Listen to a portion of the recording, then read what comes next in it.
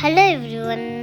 It's day 1 here in Kashmir. കുറേ മാസങ്ങളായി plan ചെയ്ത് അവസാനം നമ്മളിപ്പോൾ കശ്മീരിലെത്തി. Today we are going to Sonamarg. ശ്രീനഗറിൽ നിന്ന് സോൺമർഗിലേക്ക് ഏകദേശം 80 കിലോമീറ്ററോളം യാത്ര ചെയ്യാനുണ്ട്. ഏകദേശം 2-2.5 മണിക്കൂർ കൊണ്ടാണ് നമ്മൾ അവിടെ എത്തിയത്. പിന്നെ ഈ റോഡ് നേരെ പോയി കഴിഞ്ഞാൽ നമുക്ക് ലഡാക്കിലെത്താൻ പറ്റും.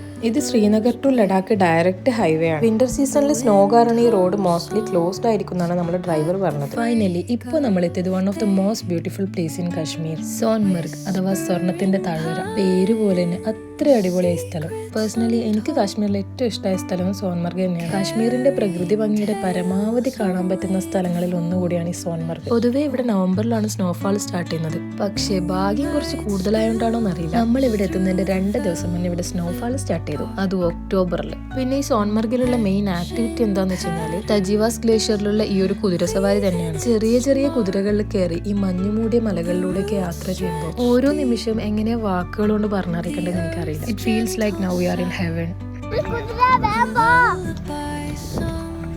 പട നയിക്കുന്ന ഹൈസിയാണ് ഇപ്പോൾ നമ്മൾ കണ്ടത്. പിന്നെ ഇവിടുത്തെ നാട്ടുകാർ, മെയിൻലി ഈ കുതിരനെ നയിക്കുന്ന ഈ കാശ്മീരികൾ ഉണ്ടല്ലോ, അവർ ഭയങ്കര ഫ്രണ്ട്ലിയാണ്. ഇവിടുത്തെ കുറെ കഥകളെല്ലാം നമുക്ക് പറഞ്ഞുതരും. നമ്മുടെ കുതിരന്റെ ഓണർ ഗുലാംബായി ആണ്. ഈ വടിയെടുത്ത് കുതിരന്റെ ബാക്കിൽ ഇങ്ങനെ നടക്കുന്ന ആളാണ് ഗുലാംബായി. സത്യം പറഞ്ഞ ഇവരെ സമ്മതിക്കണം. കുതിരന്റെ ഒന്നിച്ച് എത്ര ദൂരം ഇവര് നടക്കുന്നുണ്ടെന്ന് അറിയോ?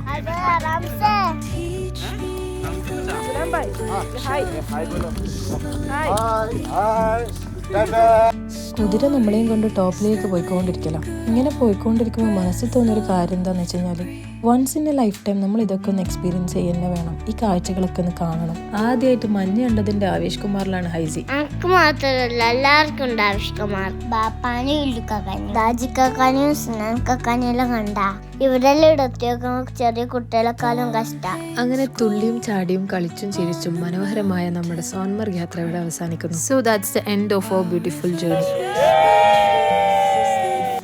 വീഡിയോ ഇഷ്ടമാണെങ്കിൽ ലൈക്ക് ചെയ്യുക, ഫോളോ ചെയ്യുക. അപ്പോൾ ബൈ. You travel with ഐസിൻ.